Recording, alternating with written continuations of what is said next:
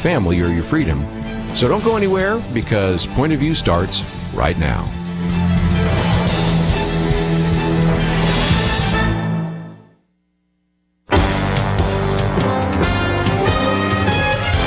Across America, live, this is Point of View.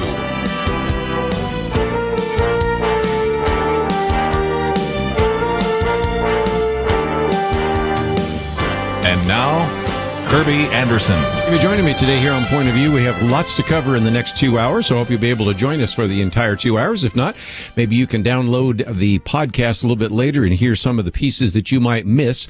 We're going to spend a little bit of time talking about the flurry of executive orders that have come down from Donald Trump. This is what many people were predicting, and we'll try to cover those and talk about some of their significance. And then later this hour, we're going to be talking with Andrew Campanella. He is the president of the National School Choice Week, and an individual that has really been writing on this for some time. And since it's School Choice Week, and because he has also worked with Betsy DeVos, who is the nominee for Secretary of Education for Donald Trump's cabinet, we thought we would give him an opportunity to tell us a little bit more about her and also about this idea of school choice. One of the articles we've posted has to do with school choice and public education, so you might want to read that as well. Might also mention we've posted a piece by Rebecca Hagelin, a good friend of this ministry, on the Women's March. We might not get to that today. We will see. But then in the second hour, at least, and the last half of the second hour, we will have in studio with us Franklin Graham of Samaritan's Purse, as well as the Billy Graham Evangelistic Association. And Dr. Kent Brantly will come back, and we're going to be talking not only about Ebola in Liberia, but this new film coming out called Facing Darkness. And it's something that you and your family and your church will be able to see March 30th. So certainly I encourage you to join us for that as well. So we have a lot to cover in the next 2 hours, but let's get to some of these executive orders. Now, you've got to think about this in terms of what should be taking place, and that is, in a traditional situation, you would hope that some of the actions taken in a previous administration would be addressed by the Congress, because after all, the framers intended the Congress to be perhaps the strongest of the three branches of government. But as you know and I know only so well, that is not the case anymore. First, you have the Supreme Court making decisions. Whatever 5 individuals on the Supreme Court believe should be the Constitution, that's what the Constitution is. So the Supreme Court has gotten much more powerful, which why when Donald Trump is about ready to make his announcement of who he wants to place on the Supreme Court, that will be a big issue. But then even under this administration, and a little bit under previous ones, but especially under the Obama administration, there was a president who actually bragged that he had a pen and a phone. And so he, through a number of executive things that possibly would not, even if they were, he didn't want to wait for Congress. Executive orders can create something. Executive orders can actually remove something. And you've got to wonder what former President Barack Obama is thinking right now when, as he begins to think about building his presidential library, what are you going to talk about? Because his signature pieces of legislation, as we'll talk about in just a minute, are in some cases either being dismantled by executive order or by various congressional action. As an individual that has been to many of the presidential libraries, I've been to the Kennedy Library and the Johnson Library, and I've been to the Nixon Library, I've been to Ronald Reagan, I've been to George Herbert Walker Bush's library, I've been to George W. Bush's library, and you know, most of the time the presidential library spends a little bit of time talking about the signature pieces of legislation. Well, the signature pieces of legislation for Barack Obama are such things as, well, the Trans-Pacific Partnership would be one, Obamacare would be one, the Iranian nuclear deal. Some of those, as we'll talk about in just a minute here, are being dismantled, and so that is kind of an intriguing perspective to think about as well. But let me just try to briefly, and I do mean briefly, summarize some of the things that have happened through these executive orders by Donald Trump. I would prefer that some of these go through Congress, and I think some will. But first of all, as we mentioned just briefly yesterday, Donald Trump announced that he was abandoning the Trans-Pacific Partnership, pulling away from Asia and really scrapping perhaps the most significant trade deal that was maintained under Barack Obama. It may have happened even if Hillary Clinton were elected, because throughout the campaign she said she had changed her mind on that and may not have, but who knows? But that's not open to any more speculation, because Donald Trump said he would do it, and he did. He also signed an executive order on a plan to renegotiate NAFTA.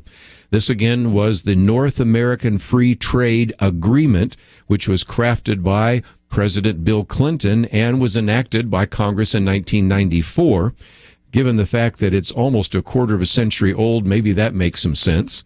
But again, we have today Donald Trump signed executive orders reviving the issue of Keystone XL pipeline and the Dakota Access pipelines.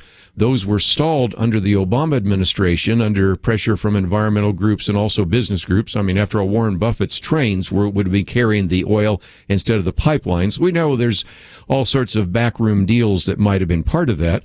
But nevertheless, the president said the projects would be subject to a renegotiation of the terms, but made it clear that the government was resuming consideration on both pipelines, and that, of course, would be a boon for construction workers. I'll have some comments about some of those construction workers in just a minute. Then one that I didn't mention yesterday, but it's one that everybody already knew was coming, and that is the executive order by Donald Trump directing his federal agencies to ease the burden of Obamacare and to do that in a quick and decisive manner.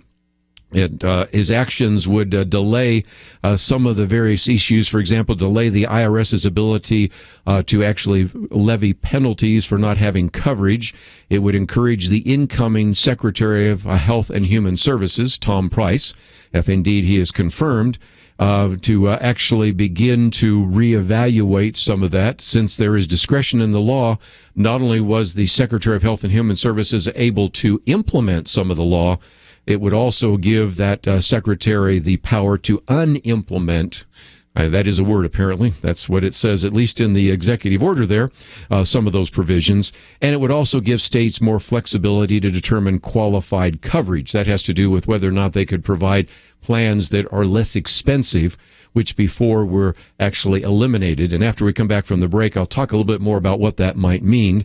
One that has certainly pleased the pro-life group as we get closer to our March on Life, and that is yesterday, Donald Trump signed an executive order to defund international Planned Parenthood. This is part of what is called the Mexico City policy, which was named back, I think it was 1964, when Ronald Reagan was actually had the Mexico City Population Conference.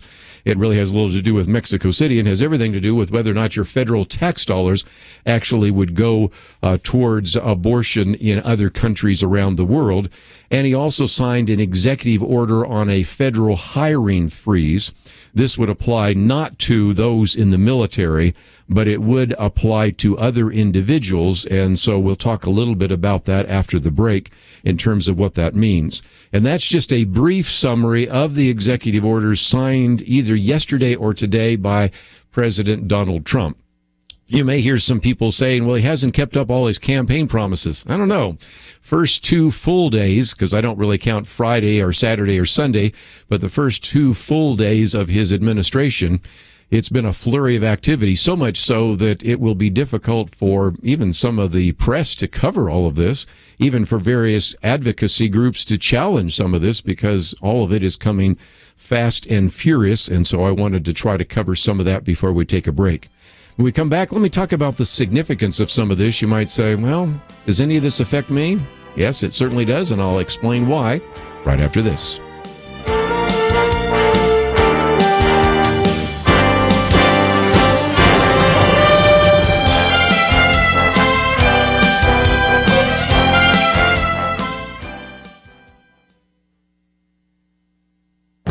This is Viewpoints with Kerby Anderson.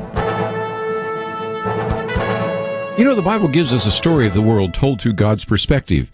That is why the Christian worldview provides the best explanation of the world. It answers questions like, why am I here? And what is my purpose in life? Greg Koukl provides a big-picture introduction to the story of the Bible in his new book, The Story of Reality, How the World Began, How It Ends, and Everything Important That Happens in Between. He was on my radio program recently to talk about how this book can answer questions Christians and non-Christians have. Christians need this book to put the puzzle together. Dump a puzzle at your feet and you will see what the Christian puzzle looks like for many believers. It's a pile of pieces that they've never tried to put together. To make matters worse, some of the pieces come from other worldviews and don't even fit the puzzle. This book puts the puzzle together.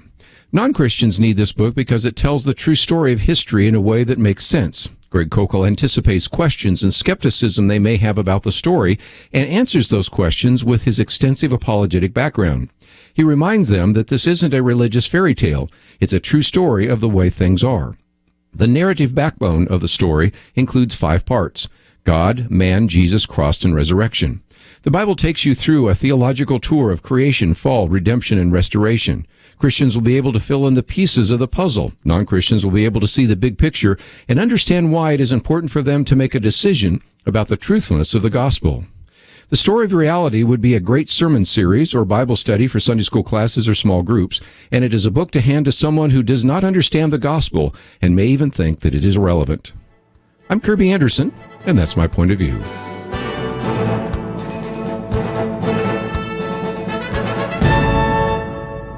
For more information about issues covered on Viewpoints, visit pointofview.net. Pointofview.net.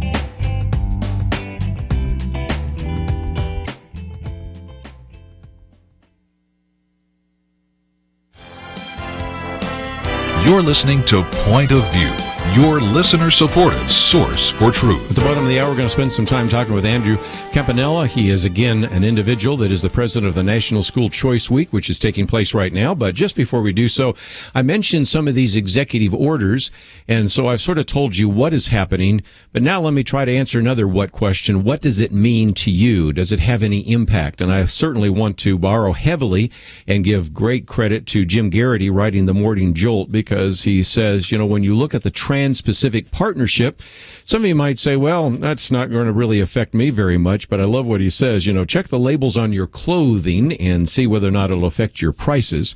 The original idea was the Trans-Pacific Partnership was a sweeping trade pact negotiated by the Obama administration with 11 different partners on both sides of the Pacific. So, you know, you have Canada and Mexico on our side and Peru and Chile. You also have Australia and Singapore. You have New Zealand, Vietnam, Japan, and others.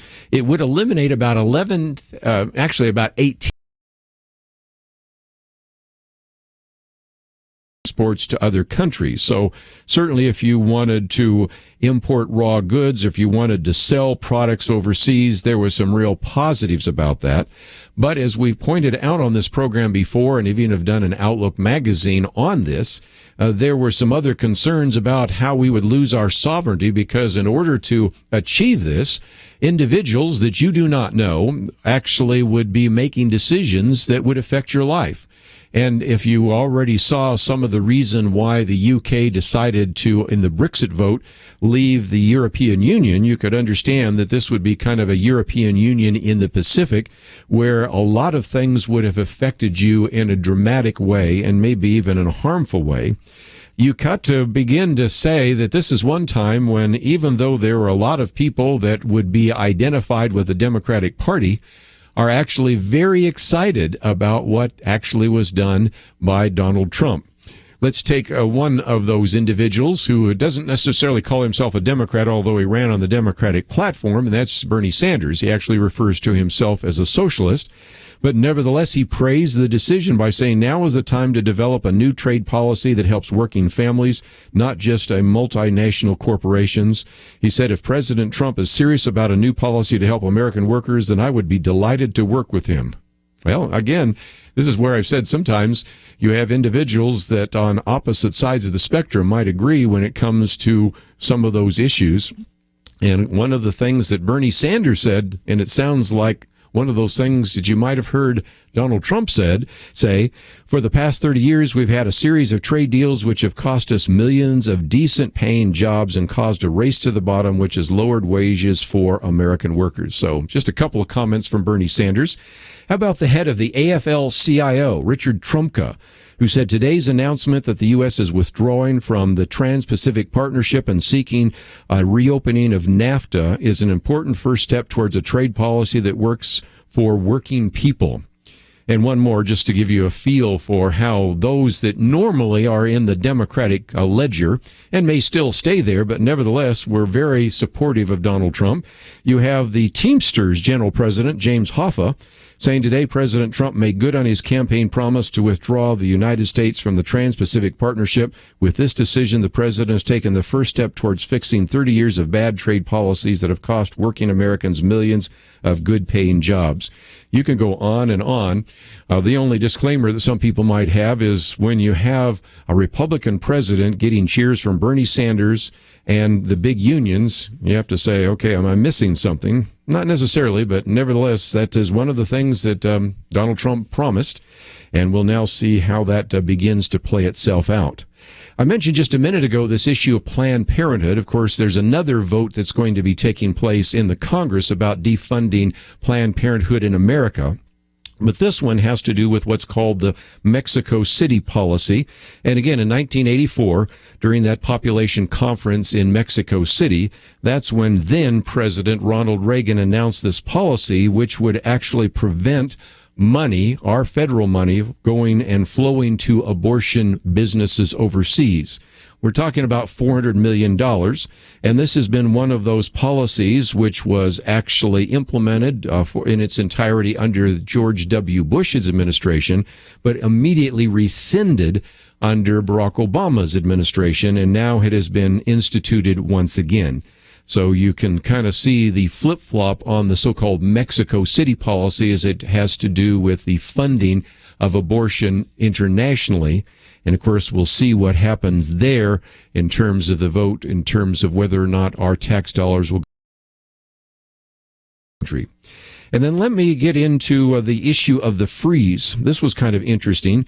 The federal hiring freeze is a little more complicated than you might think. There is obviously an attempt by this administration, this incoming administration, to try to shrink is probably a better word, to shrink and to maybe reduce the size and scope of government.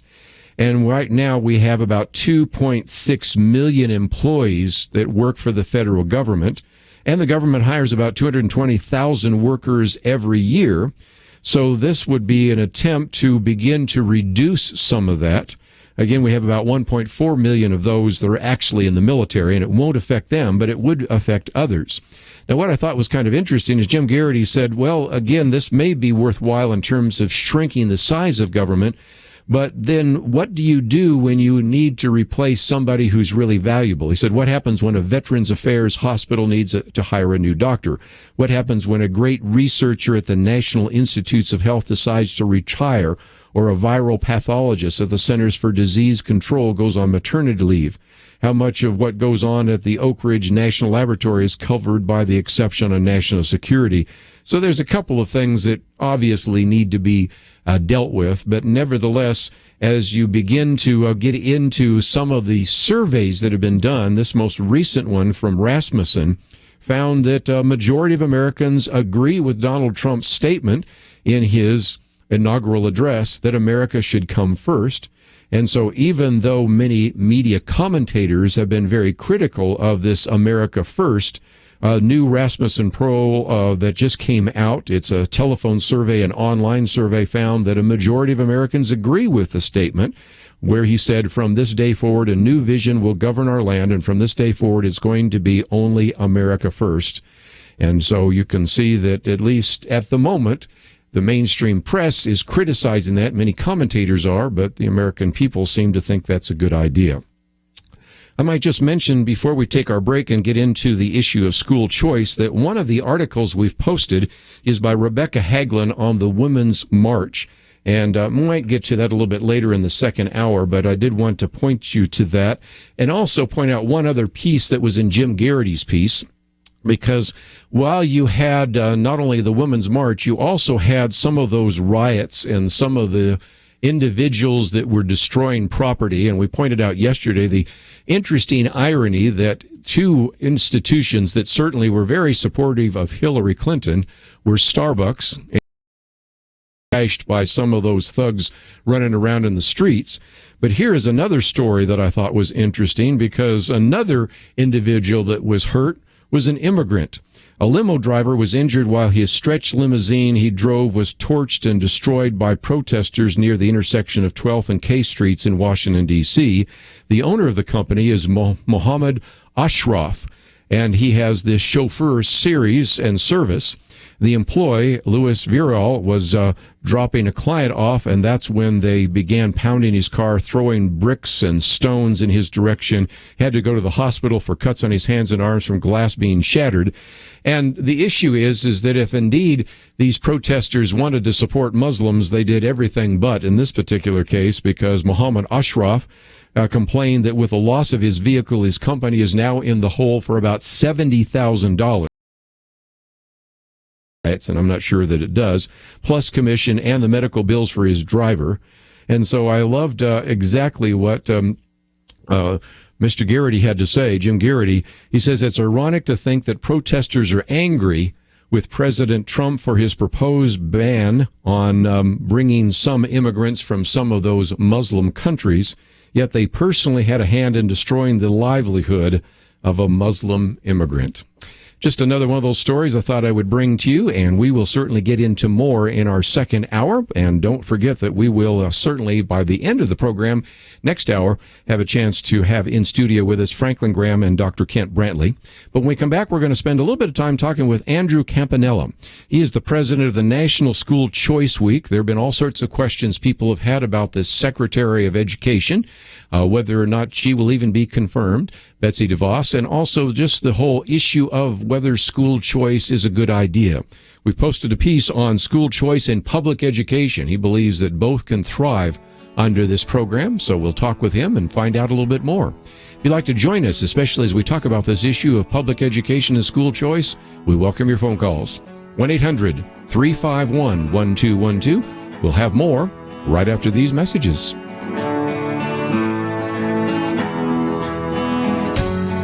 I remember when I could take a family of 4 out for a simple dinner, and the bill came to around $10 for all of us. That was only about 15 years ago, believe it or not. Now, no way. But here and there, we still go out because it's kind of important to us as a family. Well, I believe that point of view is important, an important investment in all of our families. This is a unique and special time together each weekday. Kerby equips us to make a difference and keeps us aware of what's important to our families. Today, I urge you, many are watching from the sidelines. We need you in the game. Some give. If that's you, thank you. Many need to step up. Join the team, Truth Team 360. You can learn the details at pointofview.net. At the top of the page, click on Become a Monthly Partner. That's right next to the Donate Now button. Become a Monthly Partner. We need you on the team. Please join us. Pointofview.net. Or pick up the phone, call 800-347-5151. That's 800-347-5151. Point of View will continue after this.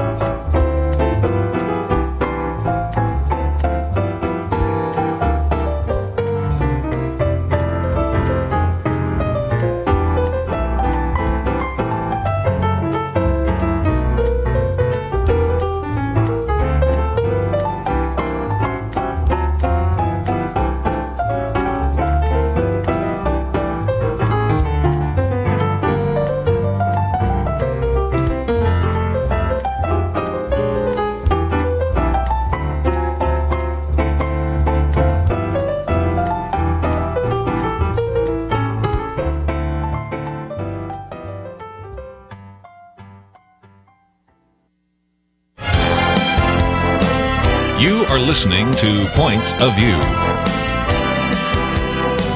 The opinions expressed on Point of View do not necessarily reflect the views of the management or staff of this station. And now, here again is Kerby Anderson. As I mentioned, we're going to spend some time now talking about school choice. It is School Choice Week, and we have posted an article by our guest we entitled School Choice and Public Education. We're going to get into that in just a minute.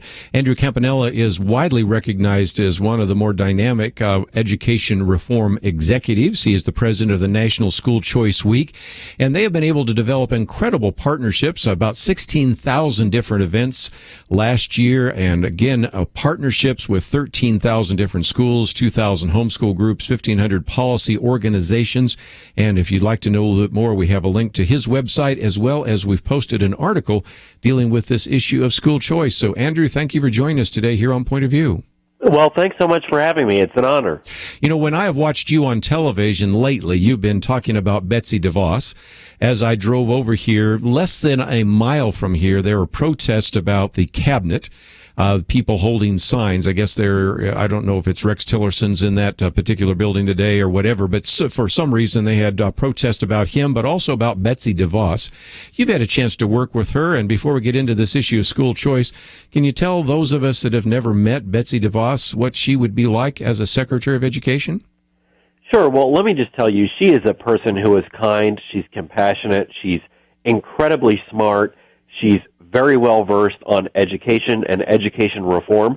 She's also kind of a shy person when you meet her, and deferential in terms of listening to what other people's views are. So this is a person who spent 30 years promoting school choice and education reform and has worked within public schools, private schools, charter schools, magnet schools, you name it, to put kids at the forefront of education. And I personally think she'll make a great Secretary of Education. You know, I know you grew up in New Jersey and went to American University, and so again, you and I both have something in common. We've been to public schools. We know what they're like, but one of the questions that always people have about school choice, and the reason I published this article by you, and we also, of course, have a link to andrewcampanella.com. People don't need to know how to spell it. We've got a nice link there, but it is the argument that you've heard so often, and you address in this article, that somehow there's this belief that school choice means abandoning public education. You say that it's just the opposite. Explain. It is the opposite, and the reason it's the opposite is because when we talk about school choice, we're talking about all the choices that parents have or want to be able to have for their kids' education. That includes traditional public schools. So when you look at the 6 different forms of school choice, you have traditional public schools, they're public, public charter schools, they're also public, magnet schools, public, online academies, for the most part, public, and then, of course, private schools and the freedom to homeschool. So when we're talking about options, we're talking about lots of public sector options for families. We shouldn't be talking about school choice in terms of what one type of school is better than all the rest for every child, but instead let parents choose what's best for their individual kids, and that's what school choice means. That kind of brings us back to Betsy DeVos. I don't know all the things she'd like to have take place, but one of the things, Andrew, I've said so often, and I'm sure you'll agree with this, is that education is very different. When you have this top-down approach where Washington, D.C. determines what should be education for everyone, I just think about this, even what we broadcast right now. Public schools in Augusta, Georgia are very different than public schools in Stockton, California, very different than public schools in Peoria, Illinois. And you just have so much diversity to say that the kind of curriculum and education you're going to have in Detroit, Michigan is the same kind of curriculum you should have in Tupelo, Mississippi makes no sense to me whatsoever. What about you? I agree with you 100%, and I think that when you look at school choice and you look at the federal role in education, I firmly, personally believe that what the federal government should do is encourage but not coerce states to offer school choice programs to children and families. And if you look at the last 30 years, you'll see that most of the school choice programs, in fact, all of them except for maybe 1 or 2 that have been created, were created as a result of state-level leadership. So states are the laboratories of democracy, and they have proven themselves effective laboratories when it comes to education policy. 30 years ago, we had no charter schools. Hardly any districts had open enrollment, very few magnet schools, no voucher and scholarship programs. Today, more American parents are actively choosing the right schools for their kids than at any other time. So we need to keep that going, and we need to make sure more states expand opportunity. You mentioned open enrollment. Let's talk about that. I think it's 46 states now have some type of open enrollment, because this is one of the very few situations in which parents are not allowed to make choices for their kids. They can make choices about which soccer team they play on, which music teacher they might have, or piano teacher, I guess I should say. I don't want to confuse it with public school. But when it comes to public education, the state or your geographical location determines which school you will go to. And that is why I think you have more and more states allowing some form of open enrollment, don't you think? Absolutely. You know, it doesn't really make much sense when we talk about needing options, like we have options in every other aspect of American life, to tell parents that if you live on one block, you have to go to a school that's a block over, but you can't send your child to a school that's 2 blocks away, even though it might be a traditional public school, because of some artificial boundary that someone in a central office created. So what open enrollment does is says, okay, let's let parents choose the best schools within and outside of this district, and if we see that parents are all flocking towards one type of school for their kids, let's try to replicate that school, because obviously they have something good going on. That's what we need more of. That's competition, and it actually works in education, just like it works in every other aspect of life. Well, and you can understand that if a listener right now is in a suburban neighborhood and I would like to have my child go to school A, but he or she has to go to school B. Both A and B are pretty good schools. I'd just like them to go to A. That's very different than those in impoverished areas. I'm sure you've seen the film Waiting for Superman, and just the incredible pain that parents have faced when they didn't win the lottery and could not send their kids to a school that would allow them to be able to learn to read and write and be successful, and knew that their kids were consigned to a failing school system, and knew that essentially their children would be failures the rest of their life. And that movie, I think, better than anything else, illustrates why school choice is such an important process that we need to talk more about. That's exactly right. I mean, and you look at the data and the statistics, and you see what these parents know, and that is, if a student does not graduate from high school, they are more likely to be arrested and go to jail. They're less likely to vote. They're more likely to need to rely on government assistance. And over the course of their lifetimes, if they drop out of high school, they will earn $100,000 to $200,000 less than their peers who did get a high school diploma. This is potential that we are losing. These are kids who have dreams and want the best opportunities, but for whatever reason, because they are not being inspired in school and their parents are helpless to get them better choices, that potential is lost. We need to be better than that as a country. We need to make sure that we respect every family, that we give every parent the opportunity to give their kids a better life. And that means that even if families don't have enough money to move houses or pay for private school tuition or pay tuition in a public school that might be in a different area, they should be able to choose. I would think so. Just before we take a break, let's, if we can, talk about what is available on your website. We have an opportunity for people to find out more about you, Andrew Campanella, as well as they can click on that little link there that takes them to the National School Choice Week. And there's all sorts of information. But again, talk about some of the other resources that are available, because I think during this week, this would be a great opportunity for individuals to talk about this, put it on their Facebook page, maybe even contact their member of Congress and find out how that member of Congress feels about this issue of school choice, don't you think? Sure, and parents who are interested in learning more about their options in their states can go to schoolchoiceweek.com. There is a list of all the different options in each state and whether or not that state offers them to parents.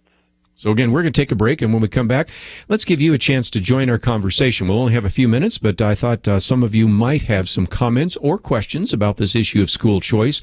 And at the same time, of course, we're talking about the confirmation hearings for Betsy DeVos, who again is the presumptive nominee for the Secretary of Education, although this may be one that's a little more controversial than some of the other nominees, so we'll see how that plays out. But we wanted you to know a little bit more about her by talking to Andrew, and certainly know about School Choice Week. National School Choice Week is taking place, and we've given you some very important links.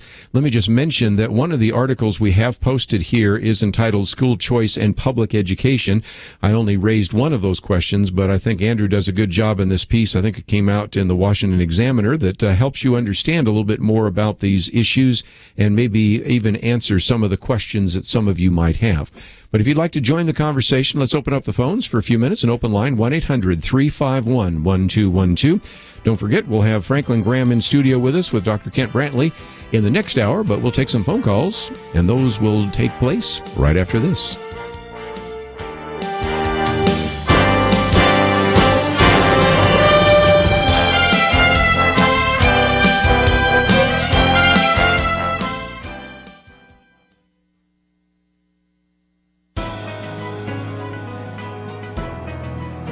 Welcome to the First Liberty Briefing. I'm Jeremy Dice. The Religious Freedom Restoration Act requires a state to provide a compelling justification before it may substantially burden the free exercise of religion. But just what is a substantial burden? In 1963, the Supreme Court said that putting someone to the choice of following the precepts of her religion and forfeiting benefits on the one hand, and abandoning one of the precepts of her religion in order to accept work on the other hand, is a substantial burden. And the United States Court of Appeals for the Fifth Circuit explained in 1988 that for a city to force a house of worship to move outside city limits and forbid ministry-owned property to be used for religious services substantially burdens religious liberty. The 11th Circuit in 2004 explained that a substantial burden is akin to significant pressure which directly coerces the religious adherent to conform his or her behavior accordingly, and can result from pressure that tends to force adherents to forego religious precepts or from pressure that mandates religious conduct. In 2007, the First Circuit defined substantial burden as one that puts substantial pressure on an adherent to modify his behavior and to violate his beliefs. Our country's long-standing dedication to freedom carefully protects the right of citizens to freely exercise their religion, free from a government-imposed substantial burden. To learn how First Liberty is protecting religious liberty for all Americans, visit firstliberty.org. Learn more and request a free In God We Trust window cling at firstliberty.org. That's firstliberty.org. If you want hope for religious freedom, go to firstliberty.org and get your free In God We Trust window cling.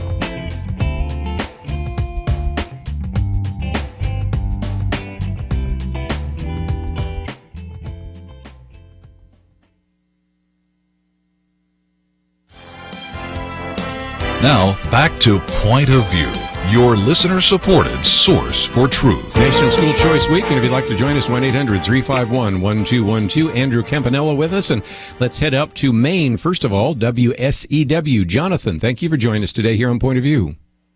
Hey, Kerby, thanks for taking my call. So I'm all for the school choice. I actually grew up in a system that high school that I could have gone to was walking distance, maybe 2 miles, and then I was district for another school, bordered out to another school that was like 10 miles away and 30 minutes of traffic. So I'm all for it, but how do you think it will affect the schools that don't get chosen and the jobs and everything that the teachers have there, the sports teams? you see where I'm going with it. Sure. And I'll let Andrew respond, but I do know some inner city schools that I think deserve to fail. And then let's clean out those buildings and let's put the right people in that have a dedication to that. But again, let's, Andrew, I'd love to get your comments. Always going to be a need for teachers, and we will always need teachers in a variety of different types of education settings. As far as sports is concerned, there are community sports leagues and things like that children can partake in. I think it's important that we remember that education, and I know that you know this because you mentioned it in your remarks, but education is about kids. It's about their education. And too often we focus a lot on issues about money, buildings, and systems. In reality, we need to focus on what is right for children. You know, and I've seen some buildings, Jonathan. I need to think of one in Florida and another one in Texas that I've seen that the building was empty because it was kind of antiquated, and then they turned it into something else, turned it into an art museum or something. Sooner or later, the kids are going to have to be educated either at homeschool, Christian school, public school, private school, charter school, something.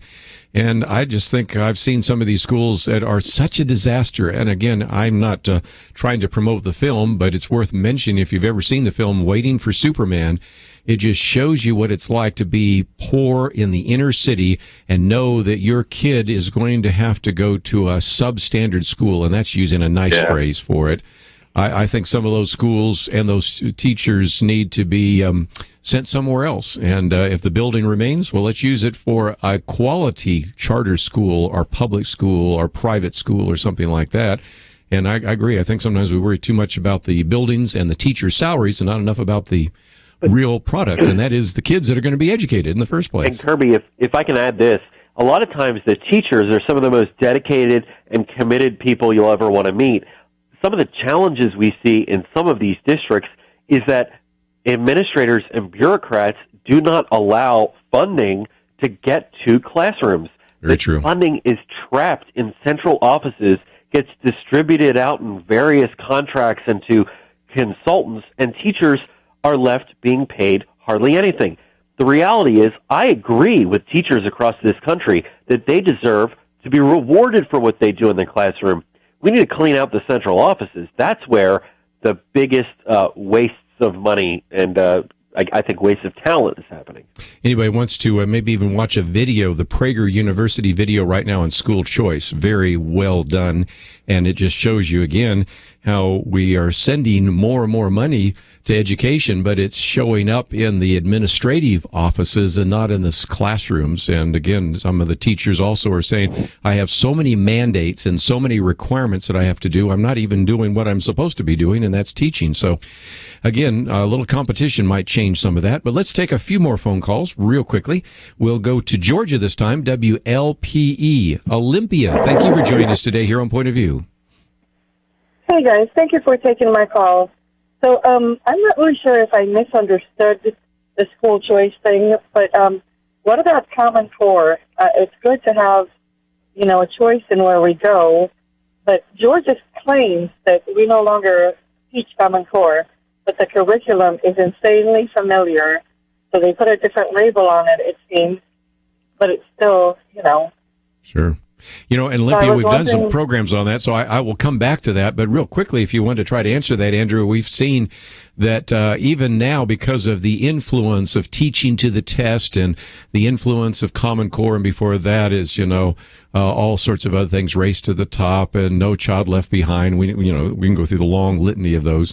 What about that? It seems to me that school choice would allow parents to decide whether or not they're going to have a child educated in one form or another. And if you believe that children need a little bit more than the Common Core curriculum, that they need phonics, they need some basic math skills, seems to me that competition will allow parents to make those choices and actually reward those particular kinds of educational programs that are effective and work.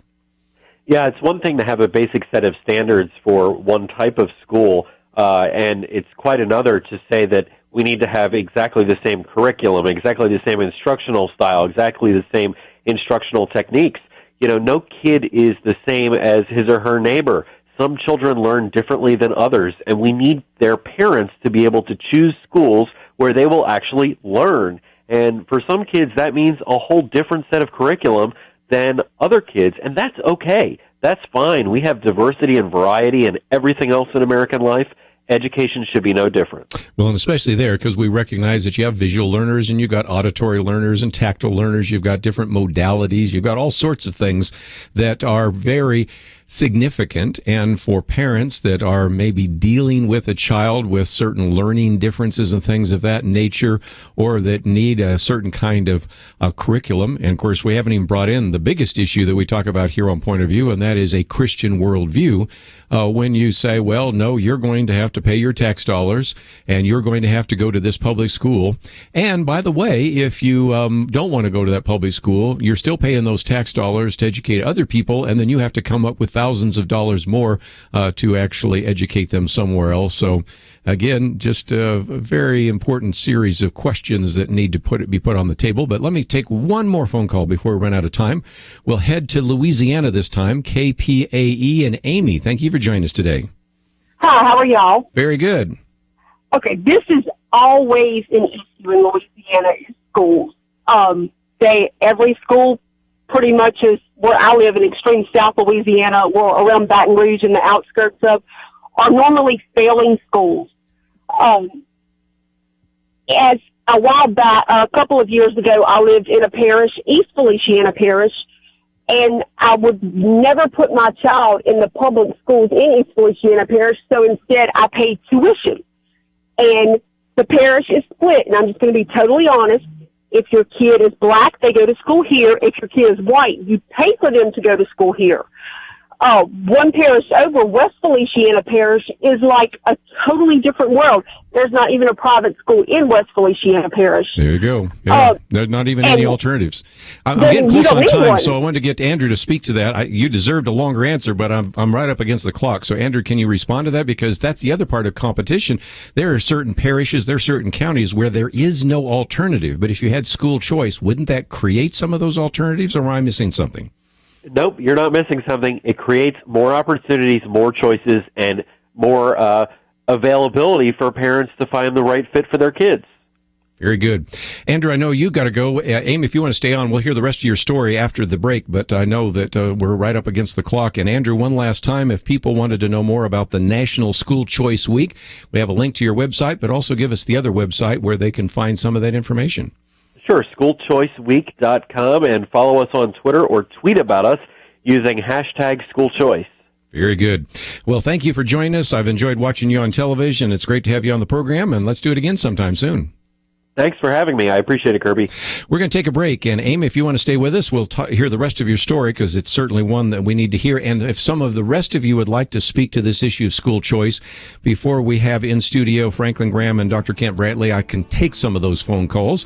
And if not, I have some other things I want to put on the table, because Donald Trump's been kind of busy, and I thought it'd be good for you to know all the things that are happening, because some of it's going to affect your faith, your family, and your freedoms. So we're going to take a break. If you'd like to join us, 1-800-351-1212. We'll be right back.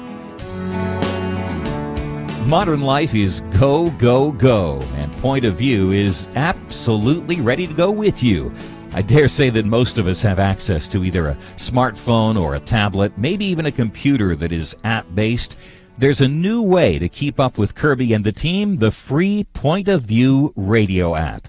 With quick links to listen to the program live, to keep up and share Kerby's meaty and insightful viewpoints, commentaries, read articles on issues we're talking about that impact you and your family.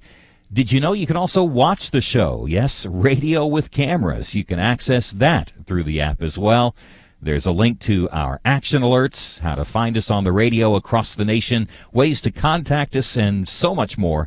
Visit your app store, iTunes or Google Play. Search for the Point of View radio app.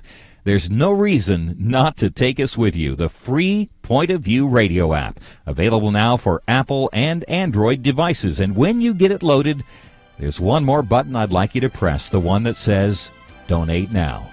Join Truth Team 360. Support us financially as we support you with the truth that you need. Point of View will continue after this.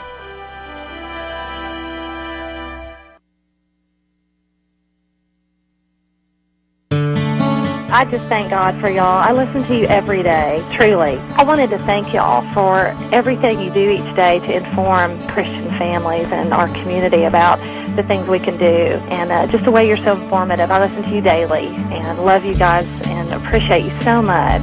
God bless you, Kerby, for keeping this show so on track and for the decades of wonderful help to this nation that Point of View has been. We're all big fans of your work, and we pray that God will just prosper it.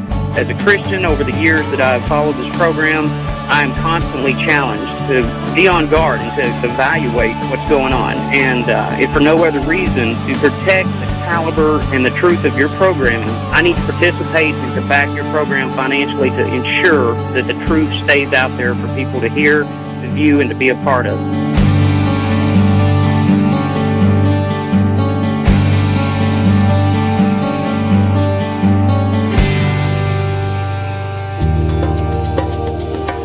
This is Point of View Radio.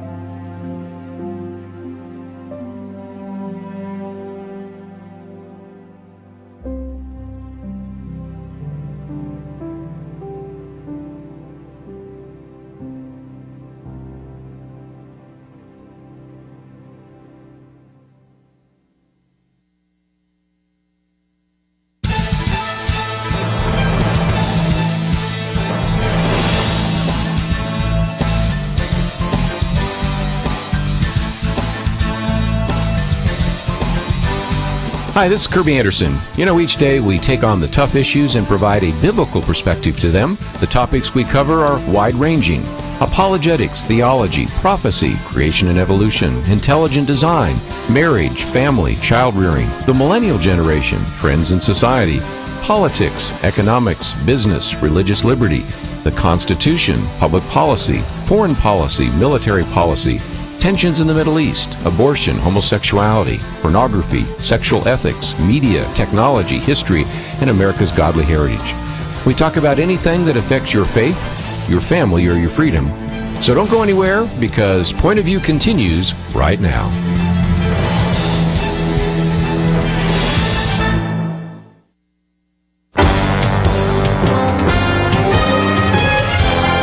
Across America, live. This is Point of View.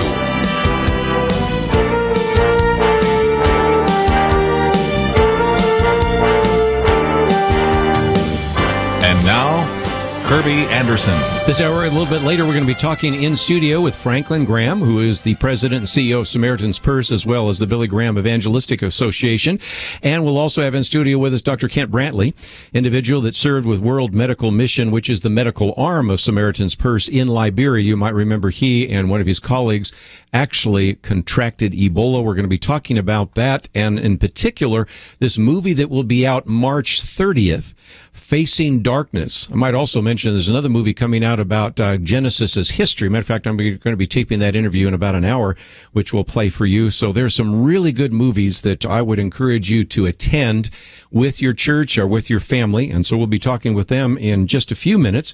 But we have, in the last hour, spent a little bit of time talking about school choice and public education. But if you just joined us, let me again review some of the things we talked about last hour, because you have, of course, President Donald Trump, who actually formally abandoned the Trans-Pacific Partnership yesterday.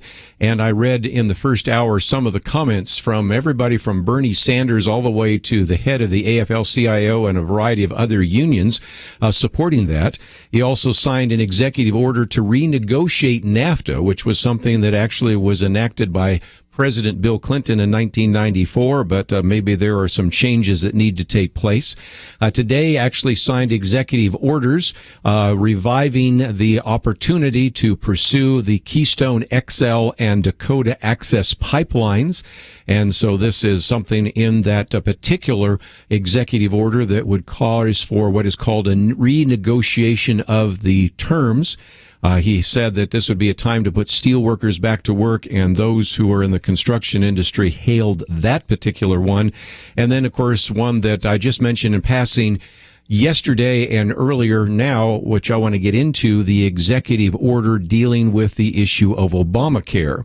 And those are just a few. If you listened last hour, you know that the list is quite long, and it is going to continue, I suspect. But those were campaign promises that Donald Trump made, whether you agree or disagree, and I suspect many of our listeners probably agree with some of those decisions. That is what is going to take place. And again, you have to wonder about the reaction of former President Barack Obama when some of his signature pieces of legislation, that is certainly Obamacare, the Trans-Pacific Partnership, might now end up being revoked. Then you have some other decisions that he has done, terming, for example, Keystone XL pipeline, as well as the Iranian nuclear deal. A lot of it is beginning to change dramatically, and it illustrates again that you can use an executive order to fund something or create something. Of course, you can also use an executive order to remove it. And so I think if President Donald Trump is smart, he will have Congress enact certain laws and regulations to go with that. But for just a minute, let me come to this one about Obamacare, because this is going to be a bigger issue. As we talked about yesterday on this program, the deadline for signing up for one of the exchanges ends next week. So this is why some were thinking about some of these health exchanges and others. But a very good piece that came out today by Aline Sanger with the Daily Signal, 8 reasons why Obamacare should be repealed. And I thought I would go through just a few real quickly because it sort of connects up with the conversation we've just had with Andrew Campanella, where we were talking about school choice and competition. Because if indeed school choice and competition would be good in education, I think we would recognize and have talked about this for some time, why indeed it would be good for this area of healthcare. And these are the 8 reasons real quickly. I'll try to post this maybe tomorrow as we have further discussion about this. But the first, she says, is cost. And what was so interesting is in the employer-sponsored market, these costs, she says, are continuing to increase. According to a study done by the Kaiser Family Foundation, the average family premiums for employer-sponsored plans have increased almost 32% from 2010 to 2016. When you get into the individual market, it goes up even more so. And as I pointed out, you can get numbers where it is more than 100% increase if you look at some of these single individuals, especially if you're a young single individual. And I might mention that tomorrow on our Millennial Roundtable, each Wednesday we try to have a roundtable of millennials, those born between 1980 and 2000, talk about some of the issues. And we'll certainly talk about this issue of healthcare and how millennials were expected to fund all of this because we wanted them to pay a lot more than they would have paid so they can fund the older and elderly and more infirmed. And we'll also, of course, talk about this in terms of this upcoming March on Washington, the March for Life. But first of all, costs have increased dramatically, and I'm not telling you anything you don't know. Second of all, choice and competition. A recent study that's just come out from the Heritage Foundation finds that about 70% of U.S. counties have only 1 or 2 insurers offering coverage on the exchange this year. So just as we were talking about a minute ago with Amy in Louisiana, where she was talking about there are certain parishes in Louisiana where you really don't have an alternative to public school. You don't have a Christian school. You don't have a charter school. You don't have a magnet school. So also this lack of competition that we just talked about in terms of education also is taking place in the area of medicine. And when you don't have competition, guess what? There's less incentive for efficiency and price control and the rest. The third that she mentions is exchange enrollment. The Obama administration actually estimated that the average monthly enrollment for the exchanges ultimately would be about 10 million in 2016. That was way below their estimate of 21 million. So that is certainly another reason that not as many people have enrolled in the exchanges. You might say, well, what did they do? I'll get to that in just a minute. Number 4 was exchange websites. The federal government sent nearly $5 billion to states to set up their own health insurance exchanges. But despite, she says, ample funding, the vast majority of states either didn't want to set up their own or tried and failed. Number 5, if you like your plan, but the government doesn't, you can't keep it. And that's an important one as well. 4.7 million plans were canceled. And these were obviously lower level ones, but sometimes to have some insurance is better than having anything. Then number 6, a collapse co-op program that many of these co-ops which were developed actually, as she says, began to collapse like dominoes. And then get into the 7th one, you might say, well, where did all these people go? Well, it turns out that after 2 years of Obamacare, an additional 11.8 million, almost 12 million people were enrolled in Medicaid. But there really wasn't much done to improve that. And as we've had many people call in to say their doctor won't take Medicaid. And then finally, a restricted access to providers. I'm going to get into that in more detail, but we're coming up against a break. So let me take that opportunity to take a break and also encourage your phone calls. When we come back, we'll take some of those calls. 1-800-351-1212. We're privileged to have with us in just a few minutes Franklin Graham and Dr. Kent Brantly will be in studio with us as we talk about this new film, Facing Darkness. But if you'd like to join our conversation, maybe you have some thoughts about Obamacare, maybe even some comments or thoughts about school choice and public education, all of that is fair game. So feel free to visit our website or to give us a call, 1-800-351-1212. We'll take a break, come back with more right after this.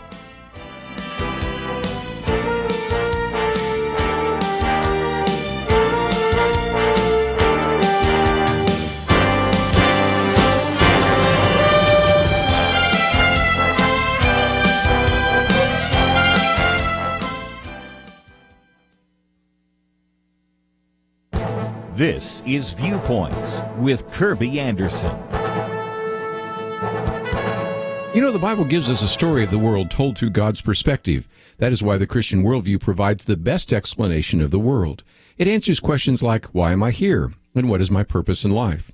Greg Koukl provides a big picture introduction to the story of the Bible in his new book, The Story of Reality, how the world began, how it ends, and everything important that happens in between.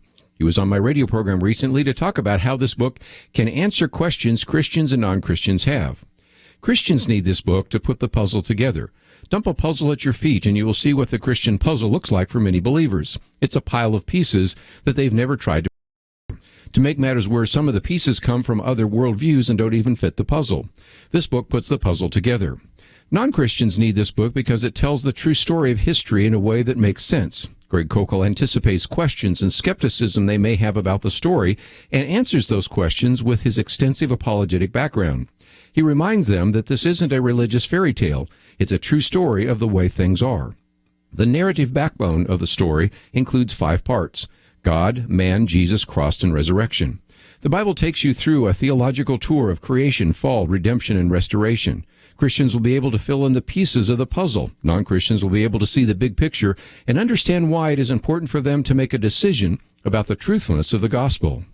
The Story of Reality would be a great sermon series or Bible study for Sunday school classes or small groups, and it is a book to hand to someone who does not understand the gospel and may even think that it is irrelevant.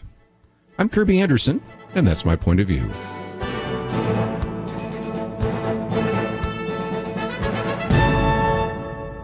For more information about issues covered on Viewpoints, visit pointofview.net. Pointofview.net.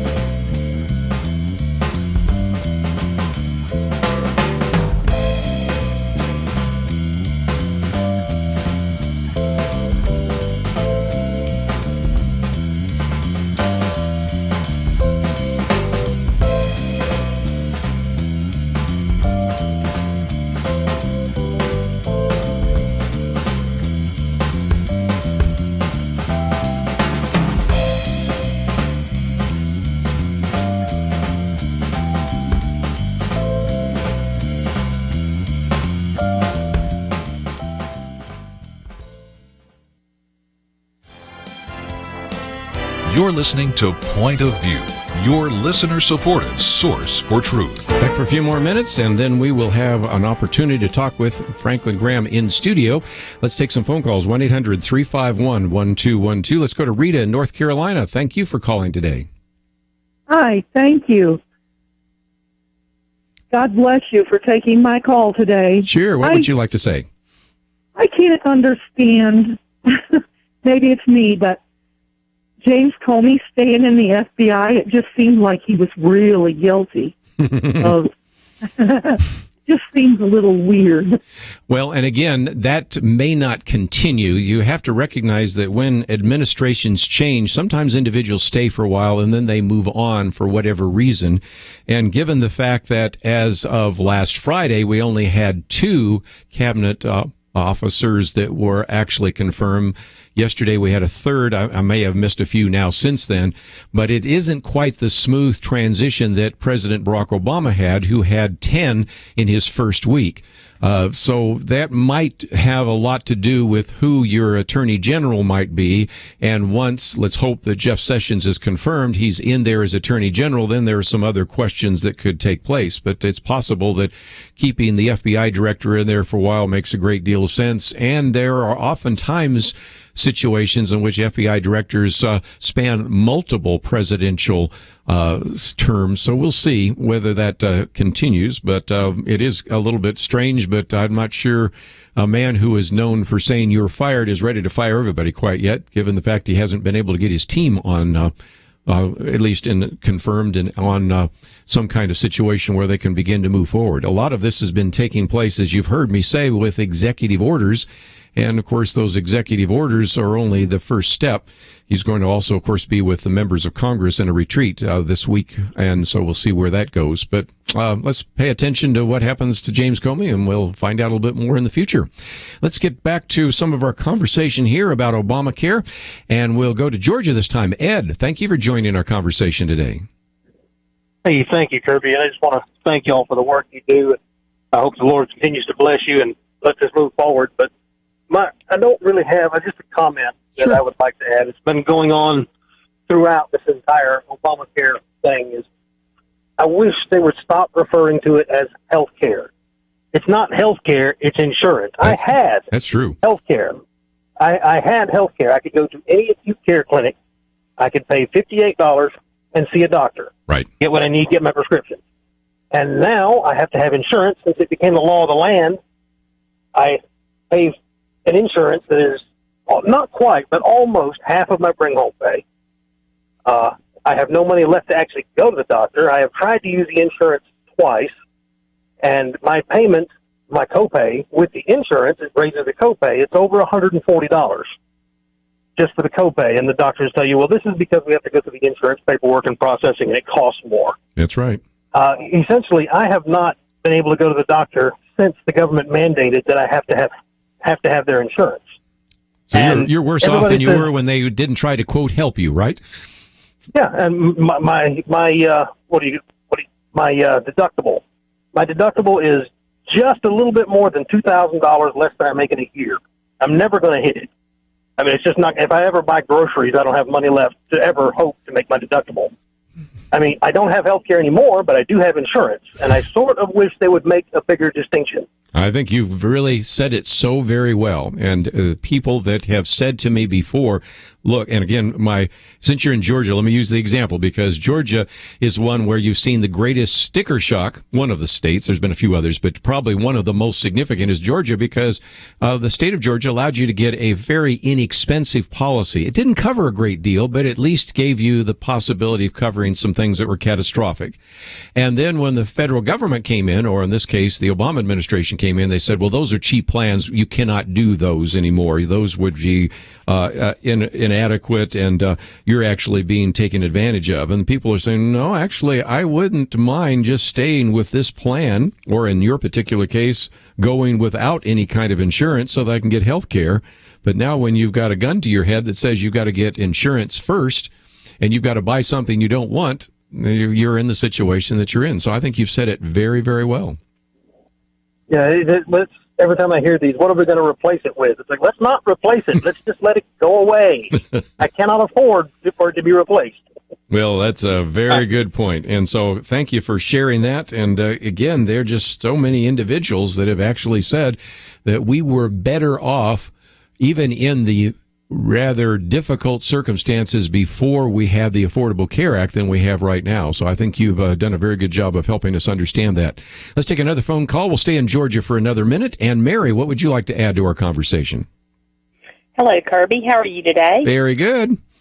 I have a comment about a news article that I read this morning about on last Thursday, right before Obama left the administration, sending $221 million to the Palestinians. Palestinian money, yes. And I thought about covering that. I just thought, well, it's one of those things that this president did when he went out the door, along with some of the excusing individuals, commuting sentences, and pardoning individuals. And and again, it was done in, I would think, an unconstitutional way. I would hope that the Trump administration, if they could get people confirmed, because I think that came, if I remember right, from the State Department, so that would be Rex Tillerson could actually deal with that, but we'll see. But, as they were headed out the door, there were all sorts of people in the Obama administration that did some things that I think are inappropriate, and that's why you've heard some people call for, and I've been thinking about doing a commentary about whether or not we should shorten the time between an election and the time in which a president serves, because we've seen now with lame duck presidents, and I'm thinking in particular of Bill Clinton and now certainly Barack Obama, some things that were done in the 11th hour before they ran out the door that would not have actually been approved by Congress or even by the incoming administration. I think you've given us a good example of one of those, and there are a couple of others that I could put on the table if we had some time. And that actually was my question. Is there anything that the current administration could do to stop that from actually happening? Well, I think if you can get a Secretary of State, Rex Tillerson, in the office, we could see. But again, he has to be confirmed. And I haven't been paying attention to the news in the last hour or so here, so I don't think he's been confirmed. But again, that's probably the first action item.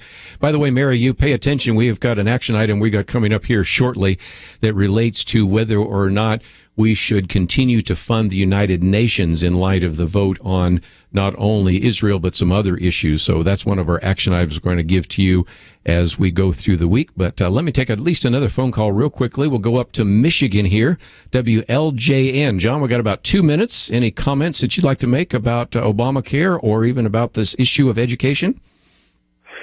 Yes, Curry, I wanted to draw a parallel. Thanks for taking my call, too. I wanted to draw a parallel between the government healthcare system or approach and the government education approach. And the parallel I wanted to draw is that they are both based on violating a couple principles of Scripture, biblical principles we've had for a long time. One is that in the biblical principle of property ownership, it is not righteous for government to take from one person the fruit of their labor to give it to another person for their personal benefit. And that undercuts both Obamacare and government education. That's one thing. The other principle is that we know from Leviticus that government should not favor either the rich or the poor. That principle is based on God's justice, his formulation of what is just and unjust. And government is acting unjustly in both healthcare and education. When it does that, it favors the rich or the poor, and we need to get government out of both the healthcare business and education and privatize these things so that people can control their own wealth the way they want to. Thank you. Yeah, choice, competition, those certainly work a lot better. And back to the foundational principles you remind us of, if indeed we believe in private property rights, then it seems to me that we should think seriously about whether or not we're violating some very important principles. We're going to take a break, and when we come back in studio with us today, Franklin Graham. Of course, he's just back from the inauguration, but we're going to spend some time, we might talk briefly about that, but mostly about this new film coming out, Facing Darkness. And this takes place March 30th. And I would really encourage you to even visit the website that we have here, and we actually have a trailer for you to watch and a few other things. This would be good for you to set on your calendar, so mark your date, save the date, and see if not only your family, but maybe even your church would like to come and have an opportunity to learn a little bit more about what was happening in Liberia with Ebola, as well as what Samaritan's Purse has been doing all these years. So we're going to have him in studio with us, and you can watch online or listen, and we'll certainly welcome Franklin Graham. We'll be right back. I remember when I could take a family of 4 out for a simple dinner, and the bill came to around $10 for all of us. That was only about 15 years ago, believe it or not. Now, no way. But here and there, we still go out because it's kind of important to us as a family. Well, I believe that point of view is important, an important investment in all of our families. This is a unique and special time together each weekday. Kerby equips us to make a difference and keeps us aware of what's important to our families. Today, I urge you, many are watching from the sidelines. We need you in the game. Some give. If that's you, thank you. Many need to step up. Join the team, Truth Team 360. You can learn the details at pointofview.net. At the top of the page, click on Become a Monthly Partner. That's right next to the Donate Now button. Become a Monthly Partner. We need you on the team. Please join us. Pointofview.net. ofview.net. Or pick up the phone, call 800-347-5151. That's 800-347-5151. Point of View will continue after this.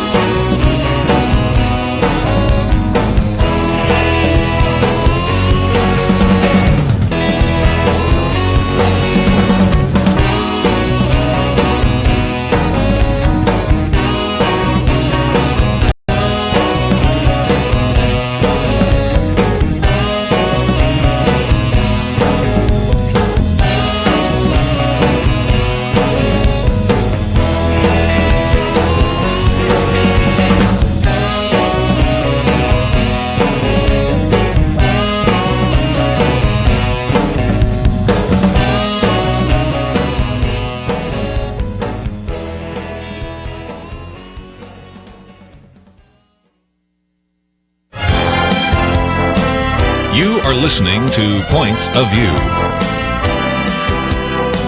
The opinions expressed on Point of View do not necessarily reflect the views of the management or staff of this station. And now, here again, is Kerby and Ruth Bell Graham, but also the president and CEO of Samaritan's Purse, as well as the Billy Graham Evangelistic Organization. If you'd like to join our conversation, we'll probably give you that opportunity a little bit later, but right, this new film that I've already mentioned, Facing Darkness. And you might remember when we had Dr. Kent Brantly and his wife Amber in studio, and we talked about Ebola, what was happening in Liberia. Just a fascinating film that I know you're going to want to attend, and also really encourage you to get members of your church and Sunday school class to go to as well. But Franklin Graham, great to have you in studio with us today. Thank you. It's good to be with you. You've been a busy person. I've seen you, of course, at the inauguration and some other things. And was that a good and positive experience up there in Washington, D.C.? Well, I think anytime you have an opportunity to lift up the name of the Lord Jesus Christ, that's a positive experience. And to be asked to be a part of his inauguration was a great honor, and I appreciate the fact that he gave me that opportunity. One of the things we've done here is we have a link to Samaritan's Purse, so I want to encourage people to find out as much as they can about that organization, and we'll get into what happened in Liberia, but there's a lot more than just even what we'll be talking about today, because there are so many ways in which people can really minister to the poor and impoverished around the world. Can you give us just a little bit of an overview of Samaritan's Purse? Well, we work in over 100 countries. But I believe that when there's wars or there's famines or there's disease, to respond and be able to respond and help people and do it in Jesus' name, it's going to give you an opportunity to share your faith with the people that you're helping. Now, I have some people say, well, you're taking advantage. Absolutely. I'm taking advantage of an opportunity. Not taking advantage of people, but taking advantage of opportunity so that I can tell people about God's love, his son Jesus Christ, who came from heaven to this earth on a rescue mission to take our sins. Jesus Christ came and he died for our sins. He shed his blood for our sins. He was buried for our sins, but on the third day God raised his son to life. And if anyone is willing to put their faith and trust in Jesus Christ, God will forgive our sins and he'll heal our hearts. And I want the world to know that. So at Samaritan's Purse, we just take the ditches and the gutters of this world, and we look for ways to respond and do it in Jesus' name so that we can tell people about what Christ has done. I've seen some of those rapid response vehicles and some of the teams, and I mean, it's just very impressive. I mean, the logistics alone certainly are just of high quality and are just a real opportunity to bring the love and care that some of these individuals need after some kind of tragedy that's taken place. Well, right now we're working in Mississippi and also in Alabama and Georgia as a result of these tornadoes just this past week. And again, some of these communities have just been decimated. And you go in and you bring a team of people to help a person to look for their belongings in their house that has been blown apart. Help clean up their yard. Little things like that give you an opportunity.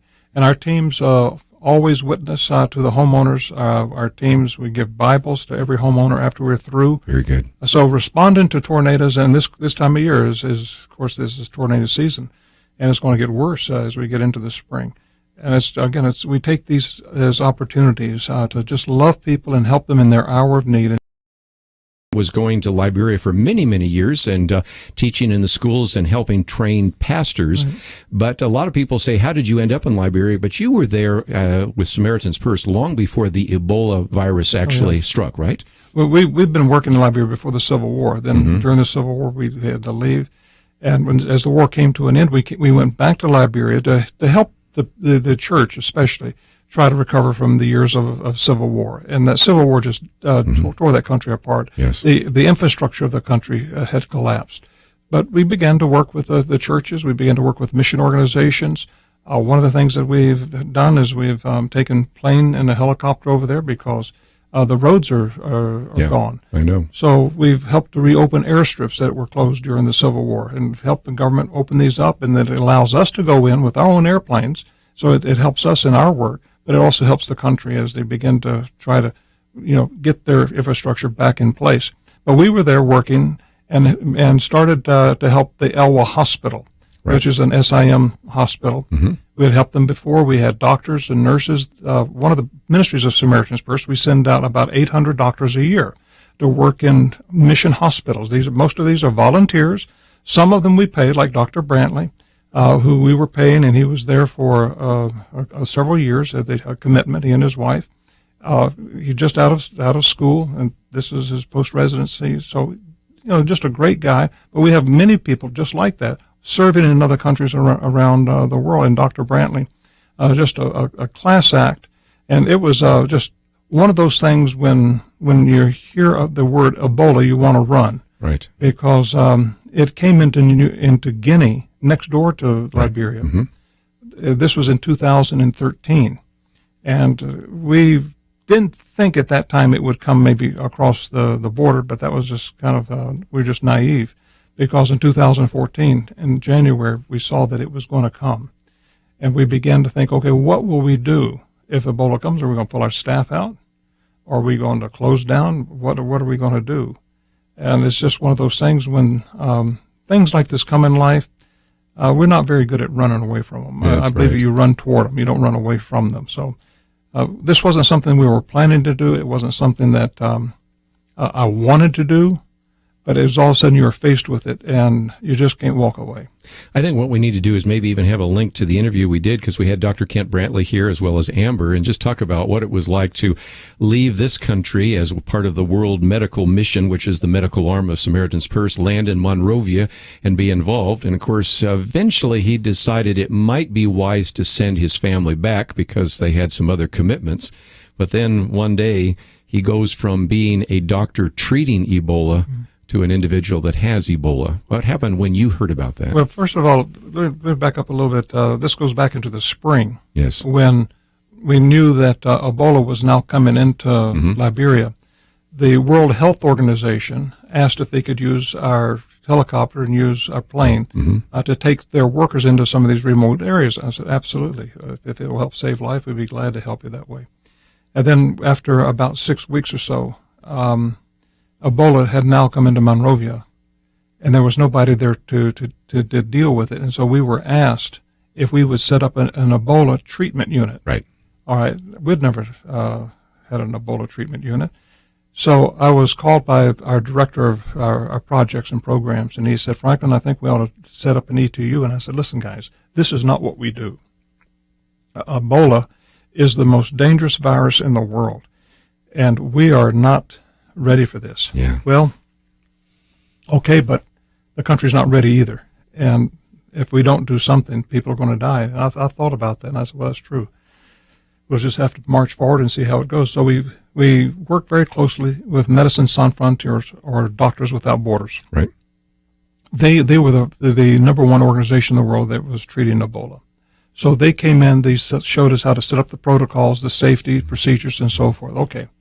So we set this ETU up, and this was in June of 2014. And everything was fine. We were basically treating people and making them comfortable for them to die. Yes, I know. You put IV in them, you try to give them some antibiotics, but you just watch these people pass away in front of your eyes. A very difficult, very tough thing to do. We put this in at the Elwa Hospital, where Dr. Brantly was serving as one of our medical directors. And so when we decided to put the ETU up, we needed somebody to run it. And so, Dr. Brantly, would you be willing to do it? And he said he would do that. He had never done this before. None of us were ready for this. And so it was on the 23rd of July. I was in Alaska working where Samaritan's Purse, we take wounded soldiers and their wives. We take them for a marriage retreat. We take them fishing, and we take them bear viewing. But they have to agree to about 4 hours a day of marriage counseling, because these marriages of these soldiers are falling apart. Very true. So I was there, and my phone rings it's a Wednesday. Franklin, we think that Dr. Brantly just might have Ebola. Wow. And when I heard that, I went, it can't be true. How could this happen to somebody who's working and serving like this? Let me take a break, because we have one of those mandatory breaks that wait for no one, and we'll come back, and it's a good cliffhanger when you're doing radio, so we'll talk about that. And all of this is tied into this movie, which we have information about on our website. We, of course, have a link to Samaritan's Purse, but we also have information about Facing Darkness. And my assignment to you is we actually have the trailer, and we encourage you to watch the trailer and then to actually click on that share button and put it on your Facebook page or send it to someone. We'll come back and talk a little bit more about the film, and also find out about what happened to Dr. Kent Brantly. And if you have not seen or heard the interview, of course, we did that in studio, and he and Amber were with us, and it was just a great opportunity to hear from him as well, since he practices medicine not too far from where this broadcast is taking place. We'll take a break, and we'll come back and continue our conversation with Franklin Graham right after this.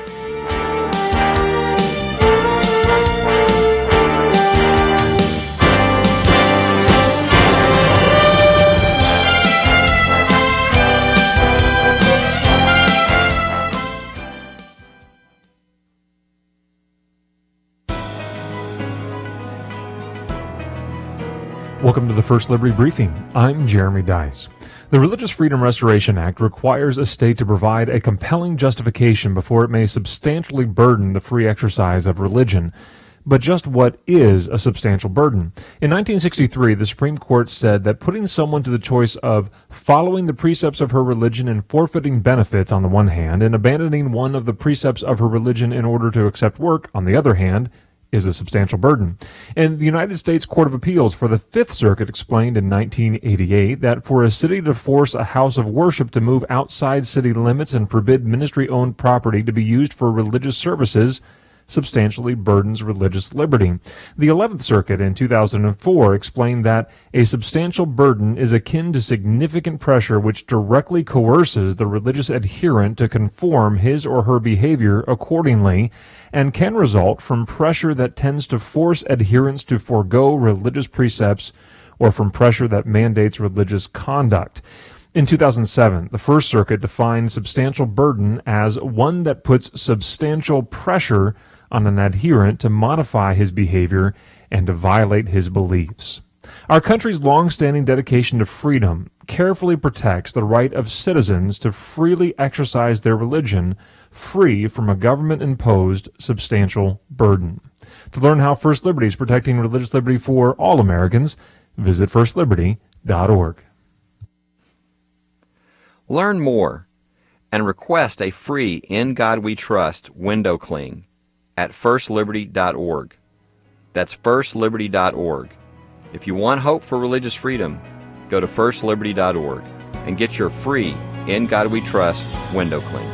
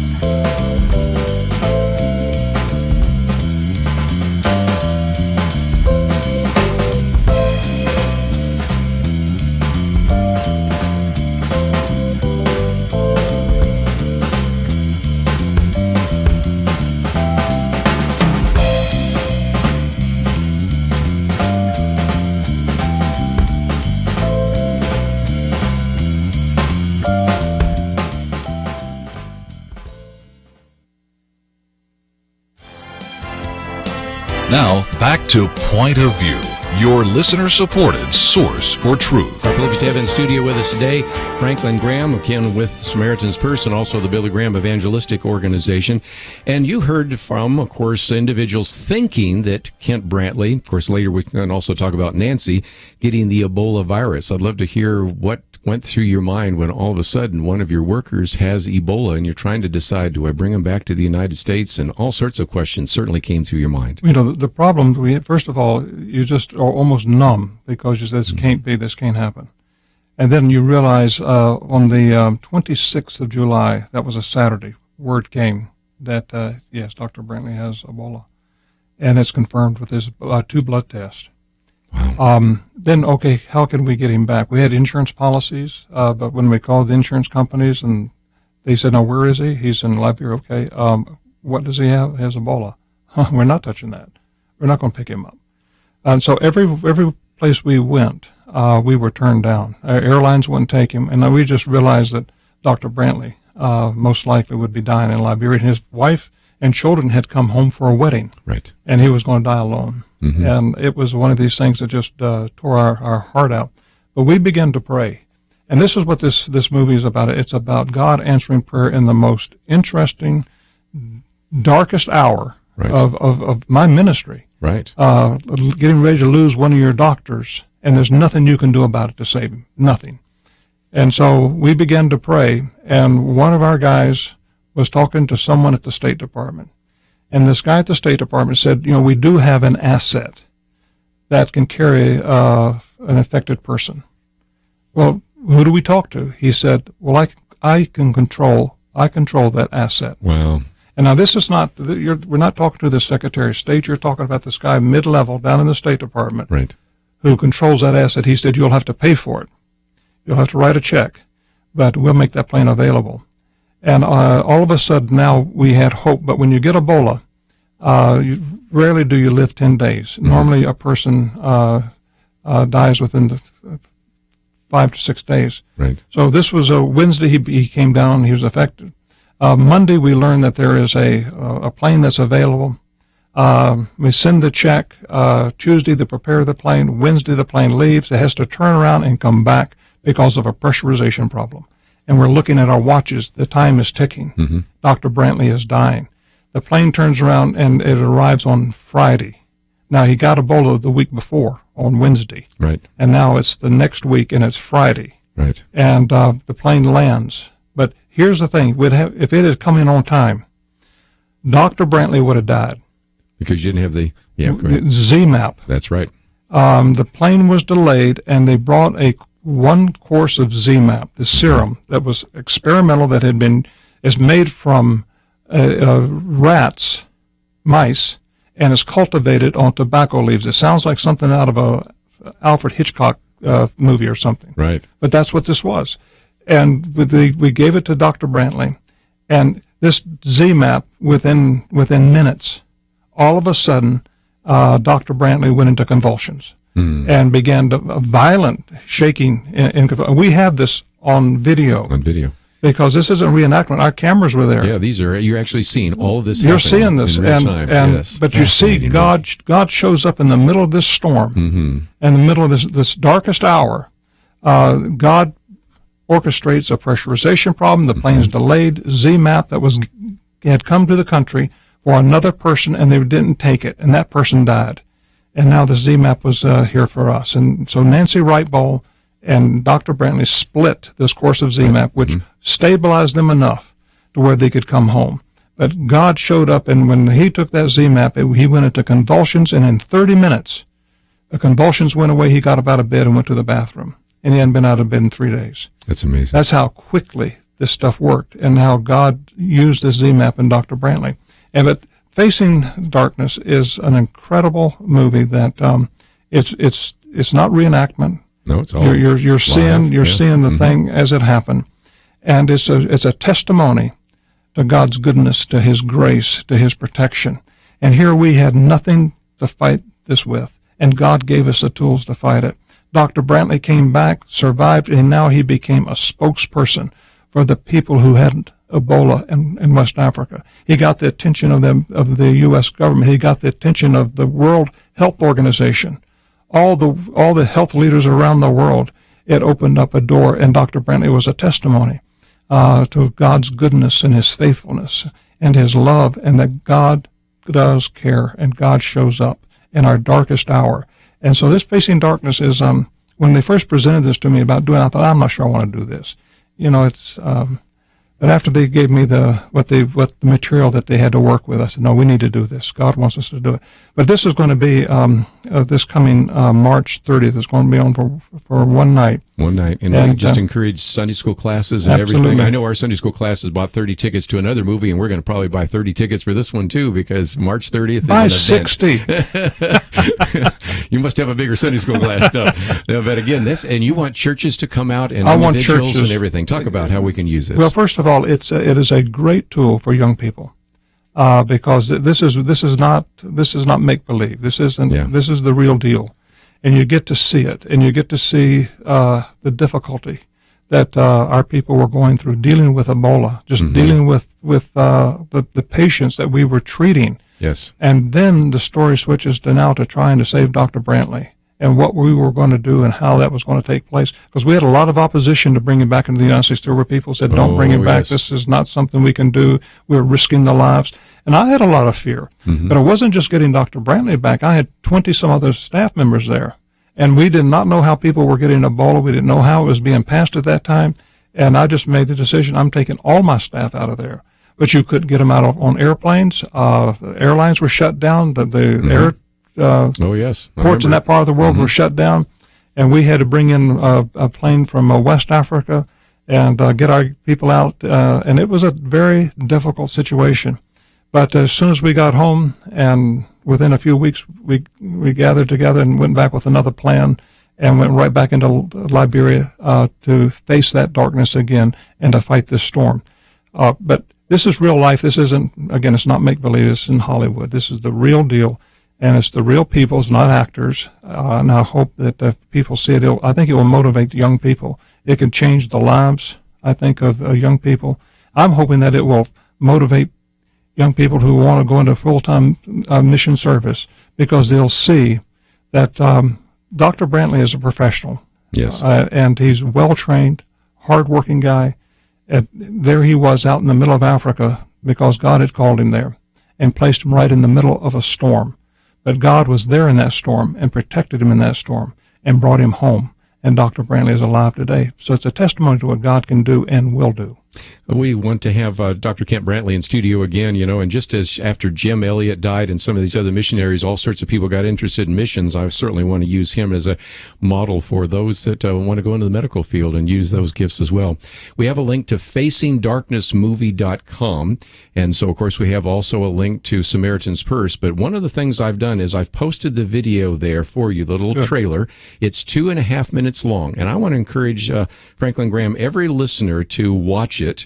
It's just really powerful just in the test trailer. But then there's a share button, and I would encourage every one of you, after you've watched that trailer, to send it to someone. And also, might as well get your tickets now, March 30th. Seems like a long way away, but it'll come up real fast. So It'll come here quick. Churches and other Sunday school classes, and we just need to have as many people show up as possible. So thank you so very much for being in studio today. Thank you. It's been a great privilege. Well, that's all we have for today. And again, it is entitled Facing Darkness. We have all the information about Franklin Graham on the website, also about the movie, and certainly information as well about Samaritan's Purse. I want to thank Andrew, Catherine, and Shamila for their help behind the scenes. Have a great day. We will see you back here tomorrow.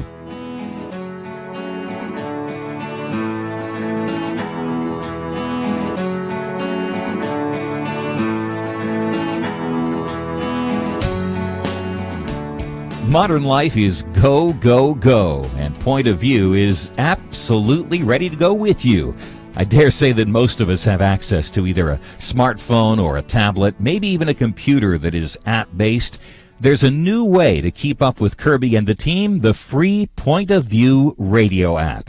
With quick links to listen to the program live, to keep up and share Kerby's meaty and insightful viewpoints, commentaries, read articles on issues we're talking about that impact you and your family.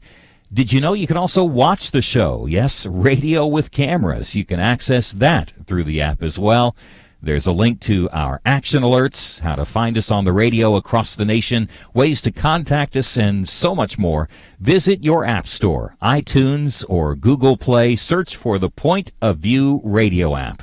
There's no reason not to take us with you. The free Point of View radio app, available now for Apple and Android devices. And when you get it loaded, there's one more button I'd like you to press, the one that says Donate Now. Join Truth Team 360. Support us financially as we support you with the truth that you need. Point of View is produced by Point of View Ministries.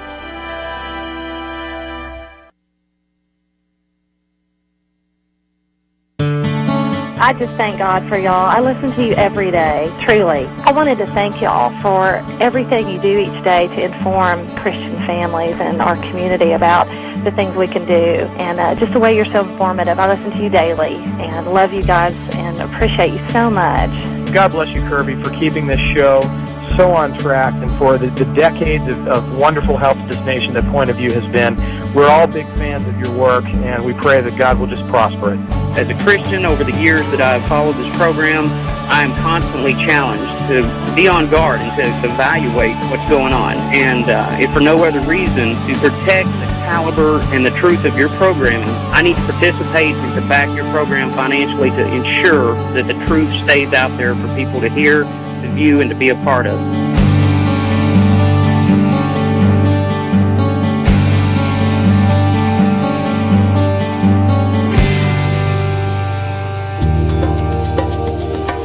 This is Point of View Radio.